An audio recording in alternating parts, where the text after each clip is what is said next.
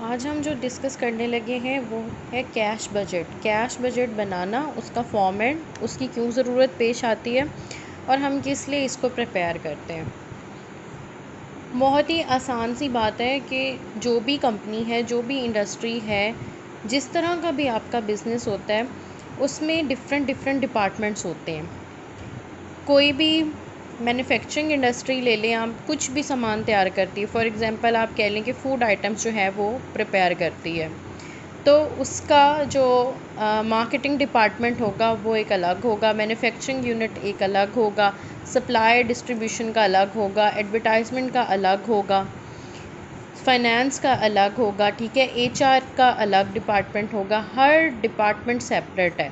Separate department की वजह से आपको सेपरेट खर्चों से भी निपटना पड़ता है, ठीक है, कि हर डिपार्टमेंट को उसी तरह उसकी जो कारकर्दगी उस पर कोई असर ना आए, उसके लिए आपको क्या करना पड़ता है कि हर डिपार्टमेंट का सेपरेट सेपरेट आपको एक्सपेंस काउंट कर लेना होता है, ताकि आने वाले वक्तों में इन फ्यूचर में मज़ीद आपको कितनी चीज़ें रिक्वायर्ड होंगी उस स्पेसिफ़िक डिपार्टमेंट को रन करने के लिए, तो उसके लिए आप क्या प्रिपेयर करेंगे, कैश बजट की जो स्टेटमेंट है, जो शीट है, वो बनाएंगे, ठीक है।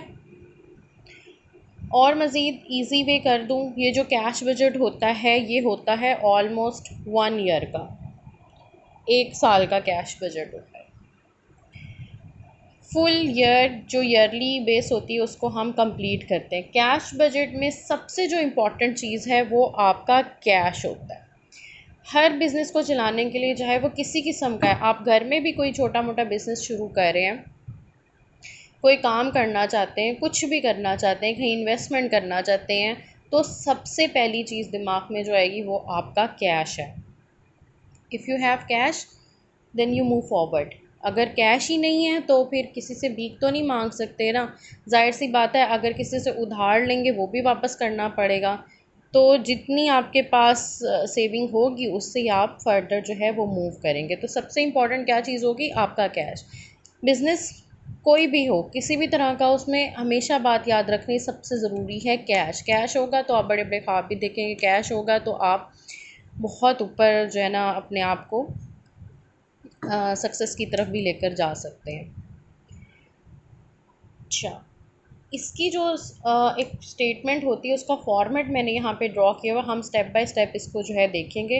ये जो फॉर्मेट मैं बना रही हूँ एज इट इज़ आपने इसे फॉलो करना है और इसको एग्जांपल से भी हम समझेंगे। फॉर एग्जांपल सपोज़ के लिए जिस तरह का ये फॉर्मेट है चीज़ें वैसी सारी आएंगी, but according to your question में जैसी स्टेटमेंट होगी आपने इसको वैसे ही देखना होगा। अच्छा, सबसे पहले हम स्टार्ट करेंगे ओपनिंग बैलेंस। ऑब्वियसली बात है कि जब पूरा साल एक ख़त्म हो जाएगा तो नए साल में आने के लिए हमें बताना तो होगा कि हमारे पास जो बैलेंस है वो कितना है किसी चीज़ का, जिससे हम अपना मज़ीद जो है नेक्स्ट जो इन्वेस्टमेंट करनी है, कोई फ्यूचर प्लान्स करने हैं, वो हम स्टार्ट करेंगे। तो सबसे पहले आपके पास ओपनिंग बैलेंस होना चाहिए, ठीक है। ओपनिंग बैलेंस कौन सा होगा, जो पुराना माह जो मंथ है वो ख़त्म होने के एंड में आपको रिसीव होता है, तो उसको आप नए मंथ के स्टार्टिंग में लेकर जाते हैं, उसको कहते हैं कि वो आपका ओपनिंग बैलेंस है। एक बार फिर से बता दूं, फॉर एग्ज़ाम्पल अगर मेरा मंथ स्टार्ट हो रहा है अप्रैल का, तो अप्रैल से पीछे क्या है, मार्च। मार्च के जो एंड का क्लोजिंग बैलेंस मेरे पास होगा वो मैं उठा के अप्रैल में लेकर जाऊंगी, तो वो अप्रैल का ओपनिंग बैलेंस बन जाएगा। इसको कहेंगे हम कि एक्सपीरियंस बेस्ड, पास्ट के एक्सपीरियंस से हमें कैश बजट को बनाने में आसानी होती है। हम हमेशा पास्ट एक्सपीरियंस की वजह से ही जो पास्ट में जो हैपनिंग्स होती हैं, पास्ट में जो आपके पास डेटा रिसीव होता है, उसकी ही मदद से आप अपने जो कैश की प्लानिंग है, जो बजट की प्लानिंग है, उसे तरतीब देते हैं। बजट का आम लफ्ज़ों में क्या मतलब है कि कितना आपको टोटल पैसे चाहिए आपको डिफरेंट छोटे मोटे सेक्टर में इन्वेस्टमेंट करने के लिए, ताकि आपके काम में कोई रुकावट ना आए। जैसे कि हम हर कंट्री का अपना बजट जो है वो इशू होता है, जैसे रिसर्च के ऊपर कुछ इन्वेस्टमेंट का पोर्शन रखा होता है कि इतने पैसे जो है रिसर्च एंड डेवलपमेंट के डिपार्टमेंट को जाएंगे, ताकि वो अपना रुका हुआ काम बहाली से बड़े अच्छे तरीके से स्मूथली रन कर सकें। इसी तरह हेल्थ केयर के शोबे को आप डिफरेंट जो है वो गवर्नमेंट आपकी पैकेज अनाउंस कर देती है कि इतना परसेंट इतना पोर्शन जो है आपके इस हेल्थ डिपार्टमेंट को जाएगा, ताकि जो भी उनके मज़ीद प्रोजेक्ट्स हैं वो चल जाएँ। इसी तरह इंफ्रास्ट्रक्चर हो गया, इस तरह एजुकेशन हो गया, एजुकेशन के ऊपर जो है वो पैसे की इन्वेस्टमेंट जो है वो रखी जाती है। हर इस इन्वेस्टमेंट को रिपोर्ट आगे जो पहुंचाते हैं वो हर स्पेसिफिक डिपार्टमेंट के अपने जो जिनकी ज़िम्मेदारी रिस्पॉन्सिबिलिटी होती है, जिन लोगों की जो तैनात किए जाते हैं, हायर किए जाते हैं उन स्पेसिफिक पोस्ट पे, वो आगे रिपोर्ट जो है पहुंचाती है कि हमें नेक्स्ट आने वाले वक्तों के लिए इतने इतने इन्वेस्टमेंट की ज़रूरत है। तो वो इसी कैश बजट की रिपोर्ट जो है वो प्रिपेयर करके आगे फर्दर जो है वो प्रोसीड करते हैं। तो सबसे पहले हम देखते हैं कि हमें ओपनिंग बैलेंस की ज़रूरत होगी। ठीक है, ओपनिंग बैलेंस के बाद आपके पास जितनी किस्म की भी आपको रिसीप्ट्स पड़ रही हैं कैश की, जितनी तरह की भी रिसीप्ट्स हो गई जो आपने परचेज़ किया था कुछ, या कोई भी चीज़ आपने लेकर आए अपने पास, वो सारी चीज़ें आपने ऐड कर देनी। उसमें से कुछ स्पेसिफिक मैंने यहाँ पर बताई हैं कौन कौन सी हो सकती हैं। सबसे पहले तो आपने कैश सेल्स की तरफ मूव करना है। सबसे पहले अगर आपके क्वेश्चन में होगा तो आपने उसी की तरफ मूव करना है, ठीक है, क्योंकि सबसे ज़रूरी है कैश और उसके बाद जो भी सेल आपकी हुई है। अच्छा, एक और बात का ख्याल रखना है, जो आपकी कैश सेल्स होती हैं it is of two kind. दो तरह की आपकी कैश सेल्स होती हैं। एक तो आपकी कैश सेल्स हो गई, दूसरी आपकी क्रेडिट सेल्स हो गई। ठीक है, कैश का सेल्स का क्या मतलब है कि जो है इमीडिएटली आपका कोई चीज़ आपने जो है ना सेल आउट किया, तो आपका जो क्लाइंट है उसने आपको फ़ौरन उसी टाइम पैसे जो है ना दे दिए। फॉर एग्ज़ाम्पल मैं शॉपकीपर के पास गई हूँ, मुझे ये पेन चाहिए था, मैंने उसे कहा ये पेन की क्या प्राइस, उसने कहा जी 10 रुपीज़। मैंने पेन 10 रुपीज़ उसको दिए, उसने पेन मुझे फ़ौरन जो है ना दे दिया। उसमें कोई ये नहीं कि मैंने उसे कहा कि मैं अगले साल आके 2 महीने बाद आके जो है ना आपको पैसे देकर जाऊँगी, नहीं ऐसी बात नहीं है। तो इमीडिएट बेसिस पे फौरी कैश रिसीव हो जाना आपका क्या कहलाता है, कैश सेल्स। और क्रेडिट मीन उधार पे कोई चीज़। फॉर एग्जांपल अगर आपने अपने कोई गुड्स जो है वो कोई सामान अपना बेचा है किसी क्लाइंट या कस्टमर को, तो वो कहता है कि मैं आफ्टर 2 मंथ्स या लेटर ऑन टाइम पीरियड के बाद, स्पेसिफिक टाइम पीरियड के बाद मैं आपको ये चीज़ जो है ना इसके पैसे लुटा दूंगा, उसे कहते हैं क्रेडिट सेल्स। वो भी हम इसमें मेंशन करते हैं, रिकॉर्ड करते हैं। ठीक है, उसके बाद कैश रिसीव फ्रॉम डेप्टर्स। ठीक है, आपके ये जो कैश आप रिसीव करेंगे डेप्टर से, इनका जो रिकॉर्ड होगा वो भी, मतलब किस किस महीने में आपके कैश की रिसीविंग हुई है, वो आपके स्टेटमेंट क्वेश्चन के अंदर ही मौजूद होगा। वहाँ से आप देख के यहाँ पर उसकी अमाउंट लिखेंगे। ठीक है, ये भी आपने रिकॉर्ड करनी है इसकी भी। ठीक है, उसके अलावा आपके डिविडेंड आ जाएंगे, ये भी आपके सोर्सेज हैं कैश के। इंटरेस्ट भी ज़ाहिर है आप ज़ायद पैसे वसूल करते हैं, इससे भी आपको कैश आ जाता है।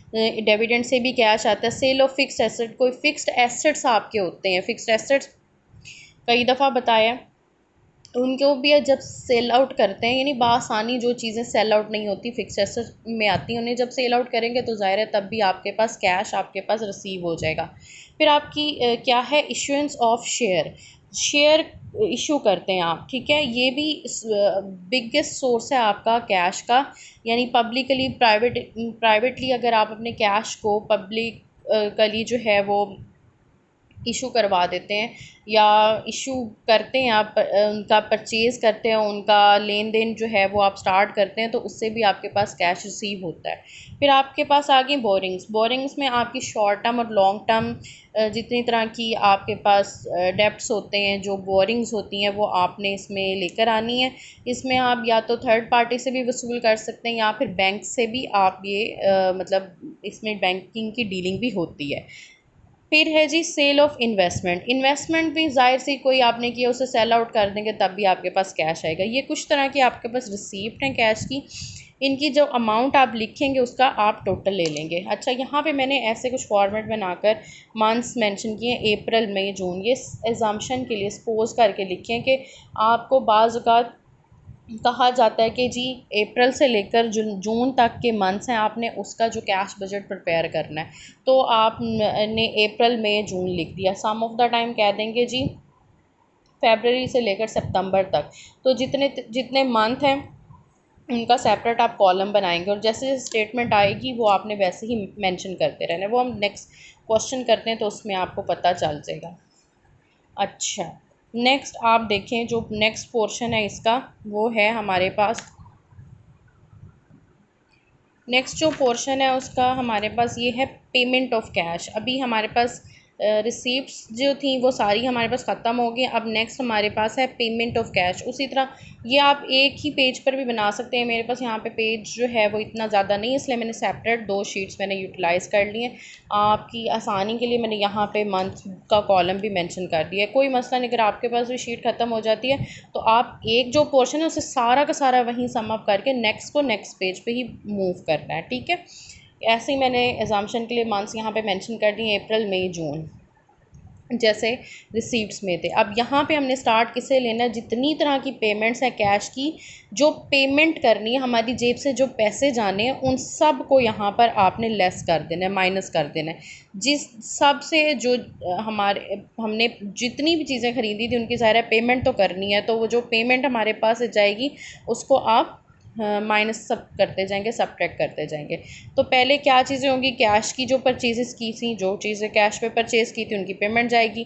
पेमेंट ऑफ वेजेस, आपकी वेजेस पे लोग लगे हुए हैं, लेबर आपकी लगी है, उनको भी आपने पेमेंट करनी है, यानी उजरत पे डेली बेसिस पे उनके एक्सपेंसेस निकाल देने हैं, वो चले गए। पेमेंट ऑफ क्रेडिटर्स, क्रेडिटर्स को पे किया था, पे करना है, वो चला गया। जितने छोटे मोटे और पेमेंट ऑफ एक्सपेंसेस हैं, मैंने यहाँ पे फुल फॉर्म नहीं मेंशन की, तो इसका भी यही मतलब है कि पेमेंट ऑफ ही आएगा। पेमेंट ऑफ एक्सपेंसेस हो गए, पेमेंट ऑफ डिविडेंड्स हो गए जो भी करने हैं, पेमेंट फिक्स एसेट्स की पेमेंट करनी, अगर कोई ख़रीदी थी वो किया, जो आपके टैक्सेस रिमेनिंग थे उसकी पेमेंट करनी है आपने, जो आपका बोनसेस एक्सेट्रा कुछ भी ऐसा फंड्स वगैरह कोई भी चीज़ थी तो उन सब की आपने पेमेंट कर दी। वो सारी की सारी जो आइटम्स हैं उनको यहाँ पेमेंट ऑफ कैश में लिख देना है और जिस मंथ में बताएंगे उसी मंथ में लिखना है। तो सबका टोटल लेके क्लोजिंग बैलेंस कर देना, ये बैलेंस क्लोज कर देना है।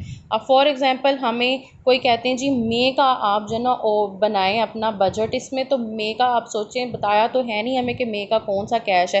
तो ऑब्वियसली बात है प्रीवियस जो एक्सपीरियंस होंगे, पास के जो बैलेंस एंड हुए होंगे वही न्यू मंथ में, न्यू ईयर में लेकर जाएंगे, तो वो आपका नए मंथ या नए साल का ओपनिंग बैलेंस काउंट हो जाएगा कैश का। अब यहाँ अप्रैल में फॉर एग्जांपल 20,000 मेरा यहाँ पे बैलेंस एंड हो गया, तो मई का जो ओपनिंग मेरे पास बैलेंस आएगा वो मैंने यहाँ पे इसी 20,000 को मई में मैंने शिफ्ट कर देना है उसके ओपनिंग बैलेंस में। इसी तरह करते करते जैसे इसका एंड होगा, जो यहाँ पे इसका क्लोज हो जाएगा बैलेंस, वो जून का आ जाएगा। इसी तरह जून जुलाई जितना भी आपको चाहिए आप पूरे साल का इसमें जो ना प्रिपेयर कर सकते हैं।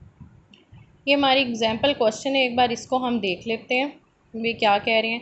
यहाँ पे एग्जाम्पल नंबर 3.7 है, ये कैश रिसीप्ट्स हैं। इसमें a firm has actual sales of $65,000 in April and $60,000 in May. पहले तो उसने बता दिया कि जो एक्चुअल जो सेल्स हैं हमारे पास वो अप्रैल में उसने यहाँ पर बताया कि 65,000 की हैं और मई में 60,000 की, ठीक है। उसके बाद वो कह रहा है इट एक्सपेक्ट सेल्स ऑफ $70,000 इन जून। वो कहते हैं जून में हो सकती है 70,000 की, और इसी तरह 1,00,000 इन जुलाई एंड अगस्त, 1,00,000 जुलाई और अगस्त में, यानी जुलाई और अगस्त की सेम यही अमाउंट आएगी। कैश सेल्स हो गई। उसके बाद assuming that sales are the only source of cash. अब कैश इनफ्लोज, अब यहाँ जो कैश बजट होता है उसमें सारी गेम ही इनफ्लोज और आउटफ्लोज की है, कितना कैश गया कितना कैश हमारे पास आया, इनफ्लोज एंड आउटफ्लोज बस, लेकिन अमाउंट सही पता होनी चाहिए। अब वो कह रहे हैं एज्यूम करेंगे जो आपके पास सेल्स हैं, यहाँ पे वो उसने बात बता दी, जो सेल्स हैं वही आपके पास एक सोर्स है कैश इनफ्लोज का, आपके पास कैश आने का ज़रिया है। And the half of them are for the cash and remainder are collected evenly over the following 2 months. अब इन्हीं सेल्स में फॉर एग्जांपल 65,000 है, इसका आधा एक तो आपके पास कैश में आ गया और बाकी जो आपके 2 रिमाइंडर होंगे, जो भी आपके रिमेनिंग उसमें से बचेगा, वो आपने कहते हैं फॉलोइंग 2 मंथ्स में, अगले 2 मंथ्स में what are the firms expected cash receives for June July and August, ठीक है। अगले 2 मंथ में इवेंचुअली आपने इवनली का मतलब है कितने महीने बताए हैं, 2 महीने। इवनली यानी बराबर का अगले 2 महीनों में नेक्स्ट 2 मंथ्स के अंदर उसने जो ना उनकी हाफ को ऐड करना है, ठीक है। नेक्स्ट कौन से मंथ बताए हैं उसने, कौन से मंथ्स का उसको बजट, कैश बजट चाहिए, जून जुलाई और अगस्त का सिर्फ। जबकि यहाँ से स्टार्ट करना है आपने अप्रैल मई जून जुलाई एंड अगस्त लिखेंगे ये सब, लेकिन चाहिए हमें जून जुलाई एंड अगस्त का। अब ये क्वेश्चन को ठीक से देख लें, इसको बेशक लिख लें अपने पास, तो फिर इसका जो है हम आगे सॉल्यूशन सॉल्व आउट करते हैं। बहुत इजी है। सबसे पहले हम एक क्वेश्चन करें कैश रिसीव्स का। अब ये मैंने यहाँ पर इसका फॉर्मेट ड्रॉ कर लिया उसी क्वेश्चन 37 का, उसी तरह का फॉर्मेट है। उसने क्या मांगा था क्वेश्चन में, अप्रैल से अगस्त तक, अप्रैल मई जून जुलाई अगस्त, ऐसे कॉलम ड्रॉ हो गए। सबसे पहले किससे स्टार्ट करना है, कैश सेल्स यानी सेल्स से। सेल्स बताया हुआ है उसने कि वाहिद ज़रिया है हमारे पास कैश का। तो सबसे पहले उसने अप्रैल में कितनी बताई हैं, $65,000। इसी तरह मई में वो कहता है कि 60,000। इसी तरह उसने जून में कही है 70,000। फिर वो कहता है जुलाई में और अगस्त में सेम है 1 लाख, ठीक है। ये बन गई अप्रैल में जून जुलाई एंड अगस्त, ठीक। ये चीज़ें आ गई। अब जी कैश सेल्स की बारी आती है। कैश सेल्स में उसने क्या बात कही है कि वो कहता है कि एज्यूम करें कि जो सेल्स हैं वो आपके पास सिर्फ वही ज़रिए हैं कैश रिसीव होने का, और इसका आधा जो है आपने डिस्ट्रीब्यूट करना है कैश सेल्स में, और जो बाकी होगा वो इवनली बराबर का 2 मंथ में आगे आपने डिस्ट्रीब्यूट करना है। कैसे करना है वो देखें। सबसे पहले तो इनका जो आपके पास ऑलरेडी सारी सेल्स है, इनका हाफ पोर्शन कैश सेल्स को देना। हाफ पोर्शन से क्या मुराद है जी, 50% ऑफ दीज सेल्स। आप इस तरह भी कर सकते हैं, 65,000 का आधा हाफ ले लें, 2 पे डिवाइड कर लें, ठीक है। क्या आ जाएगा आपके पास, 32,500। पहली कैश सेल्स आपके पास आ जाएंगी, डॉलर में है ये 32,500। इसी तरह 60,000 का सीधी सी बात है 30,000, 30,000। 70 का कॉमन सी बात 35,000। हाफ आप करें, 2 पे डिवाइड कर लें या आधा आधा कर लें। 35,000 जमा 35,000 70, 30,000 जमा 30,000 60,000, 32,500 जमा 32,500 कितना हो जाएगा 65,000, ठीक है। 1 लाख का हाफ कितना हो जाएगा 50,000।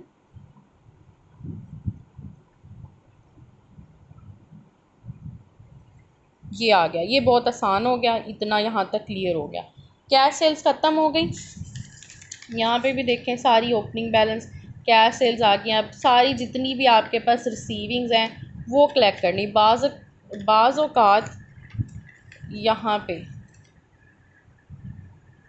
जितनी भी ओपनिंग बैलेंस रिसीप्ट्स हो गई, कैश सेल्स आ गया, रिसीविंग इसकी करनी है। बाज़ औक़ात सवाल में ये सारी चीज़ें दी होंगी। बाज़ औक़ात क्वेश्चन इतना इजी होगा कि जस्ट आपने ओपनिंग बैलेंस लेके कैश रिसीप्ट्स बनाने हैं और कैश सेल्स उसकी बतानी है और जी बैलेंस को एंड कर देना है। सेम अभी इस क्वेश्चन में हम यही चीज़ें जो है वो फॉर्म कर रहे हैं।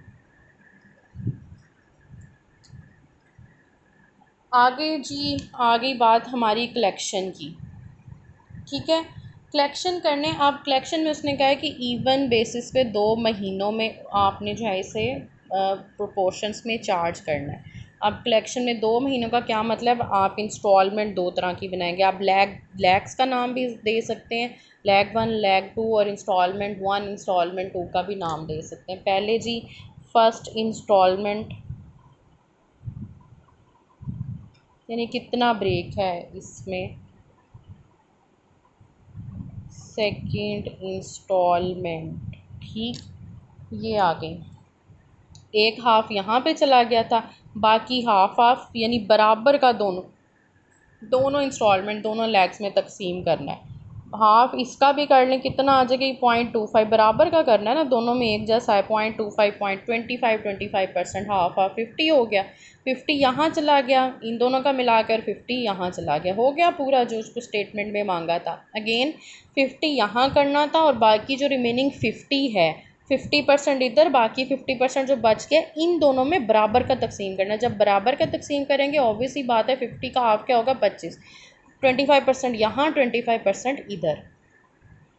ठीक है जी, हाफ यहाँ चला गया, हाफ इधर, हमने कैश सेल्स पूरी कर ली। अब क्या करना है, पहले उसने कहा था अप्रैल मई जून एज इट इज़ सारी चीज़ें चलानी। अब लेकिन उसने कहा था उसको जो बजट चाहिए वो चाहिए जून जुलाई अगस्त का, ना अप्रैल का चाहिए ना मई का चाहिए, सिर्फ जून जुलाई अगस्त का चाहिए। तो ऑब्वियसली पहले हम लेकर आएंगे फर्स्ट जो है पहले इसका फर्स्ट इंस्टॉलमेंट का लैग बना लेंगे। फर्स्ट इंस्टॉलमेंट बना लेंगे कैसे, पहले इनका हाफ हाफ इवनली पोर्शंस में हमने रिसीव करना है। 32,500 इसका पहले आधा कर लो। 32,500 का आधा, ये यहाँ पे मैं आपको दिखा दूँ कैलकुलेटर में, ऐसे रिफ्लेक्शन है तो अब नज़र आ रहा होगा। ये 32,500 डिवाइडेड बाई 2 16, ठीक है, ये आपके पास अमाउंट आ गई। अब क्या करना है, इसका पहले हाफ़ किया था तो इसका half as it is first instalment, वो सेकंड इंस्टॉलमेंट में उसने कहा था कि जो आपको रिसीप्ट्स चाहिए कैश की वो जून जुलाई और अगस्त की उसको चाहिए। ठीक है, तो पहले ही एकदम से उठा के इस मंथ में अभी यहाँ पर नहीं आएगी, उसके कहने का मतलब है बराबर का तकसीम करना है। 32,500 का आधा आपने पहले मंथ को छोड़ के अगले मंथ में डालना है। हमेशा यही काम करना है, जब आप भी कलेक्शन करेंगे रिसीप्ट्स की तो एक मंथ को इग्नोर करके नेक्स्ट मंथ्स में उनको रिकवर करवाना है। 16,250 ये यहाँ आ गया। ठीक है, इसी तरह आपके पास ये वाला अभी ख़त्म हो गया क्योंकि इसका हमने यहाँ पे हाफ कर दिया। अब ये ख़त्म, इसकी बारी आ गई। 30,000 का आधा कितना होता है, 15,000। ठीक है, तो मई में तो हमने लिख दिया, मई में नहीं लिखेंगे, जून में लिखेंगे 15,000 इसका यहाँ। अगेन इस ये दोनों ख़त्म, इसकी बारी आ गई 35,000। 35,000 का ऑब्वियसली जून में तो लिख लिए, अब आगे जाएगा जुलाई में। 35 का हाफ कितना होगा, 17,500। ठीक है, ये इसकी बारी आ गई। 35 ख़त्म, जुलाई शुरू, जुलाई में है जी 50,000। 50,000 का आधा 25, तो ये यहाँ चला गया। ठीक है, अब ऑब्वियसली जुलाई ख़त्म तो आगे अगस्त रह गया। अगस्त का हमें आगे सितंबर तो नहीं चाहिए, लेकिन आपकी आसानी के लिए फिर भी किसी को मसला ना हो, वही 50,000 का कितना था जी, 25,000 यहाँ तक ख़त्म। आगे जितना कोई लेकर जाना से लेकर जा सकते, लेकिन अमाउंट्स ही हमारे पास नहीं है। ठीक है, ये पहला इंस्टॉलमेंट तो हमारा यहाँ पर डन हो गया। अब सेकंड इंस्टॉलमेंट हमने बनाना है आधा, इन दोनों को मिला के आपने 50% पूरा करना है। सेकंड इंस्टॉलमेंट में हम आ गए, वहाँ पे हमने क्या किया, सेम वैसे ही अप्रैल नहीं लिखना, मई नहीं लिखना, जून जुलाई अगस्त का हमें चाहिए। तो हम क्या करेंगे, इसकी जो पहली इंस्टॉलमेंट है यानी हाफ़ इसका जो पहले किया था वो इसमें नहीं लिखना, मई में नहीं लिखना, कहाँ पे लिखना है, जून में जाकर लिखना है। फिर से बता रही हूँ, इसकी जो इंस्टॉलमेंट है अप्रैल में नहीं लिखनी, मई में नहीं लिखनी, कहाँ लिखनी है, जून में जाके 16,250। इसी तरह 30,000 की इंस्टॉलमेंट बनी, 15,000 वो हमने मई में नहीं लिखनी, जून में नहीं लिखनी, कहाँ लिखनी है, जुलाई में 15,000। ठीक है, इसी तरह ये दो ख़त्म। फिर जून की इंस्टॉलमेंट कितनी थी, 35,000, इसका बना 17,500। तो ये आपने जून में भी नहीं लिखना, जुलाई में भी नहीं लिखना, कहाँ लिखना है, अगस्त में। ठीक है, तो जून जुलाई अगस्त ख़त्म, बाकी आगे करने की कोई ज़रूरत नहीं क्योंकि महंगाई रिक्वायरमेंट ही इतनी थी। ठीक है, यहाँ तक आपका ये काम फिनिश हो गया। अब आपने क्या करना है, क्या चीज़ें बच गई आपके पास, ये अमाउंट, ये अमाउंट, ये अमाउंट, ये वाली, इनका क्लोजिंग बैलेंस लेना है। बैलेंस को टोटल कैश रिसीप्ट्स आपने बना लेनी है। टोटल कैश रिसीप्ट्स ठीक है, क्लोज़ कर देना है बैलेंस को। अब आप चाहे ओके जी, ये देखें अमाउंट्स यहाँ मैंने कैलकुलेटर पे लिखी थी पहली, ये वाली अमाउंट्स आपने करनी है। आप चाहें तो ये इसका करेंगे आप सीधा सीधा बैलेंस 3 to 500, ये भी ऐसे आ जाएगा। इसी तरह 35,000 प्लस 15,000 प्लस 16,250, इसका हमने टोटल किया तो हमारे पास बैलेंस आ गया 66,250। इसी तरह आगे 50,000 प्लस 175,000 प्लस 15,000, इसको भी ऐड करेंगे तो बन जाएगा 82,500। इसी तरह 50,000 प्लस 25,000 प्लस 17,500 कितना बन जाएगा 92,500। ठीक है, ये अप्रैल का और मई का लिखने की ज़रूरत तो नहीं है क्योंकि रिक्वायरमेंट नहीं है, आप ना भी लिखेंगे कोई टेंशन नहीं है। असल जो रिक्वायरमेंट है जिन मंथ्स की, जून जुलाई अगस्त, इन्हीं का आपके पास जो टोटल रिसीप्ट्स है वो मौजूद होना चाहिए। ठीक है, ये हमने कर लिया तो यहाँ तक हमारा क्वेश्चन क्लियर हो गया। अब जब आगे पेमेंट की बारी आएगी, इस क्वेश्चन में सिर्फ रिसीप्ट्स काउंट करनी है। जब पेमेंट की बारी आएगी तो आपने यहीं से स्टार्ट करनी है पेमेंट, यानी या नेक्स्ट पेज से भी स्टार्ट कर सकते हैं पेमेंट्स आपने। फिर पेमेंट क्या होगी, फॉर एग्ज़ाम्पल अगर ये 92,500 है तो इसमें से जितना भी टोटल बैलेंस आपका पेमेंट का बचेगा उसको आपने सब्ट्रैक्ट कर देना, लेस कर देना। तो जो बैलेंस आपके पास रिसीव होगा वो आपका क्लोजिंग बैलेंस कहलाएगा फॉर नेक्स्ट मंथ या नेक्स्ट ईयर जो भी। ठीक है।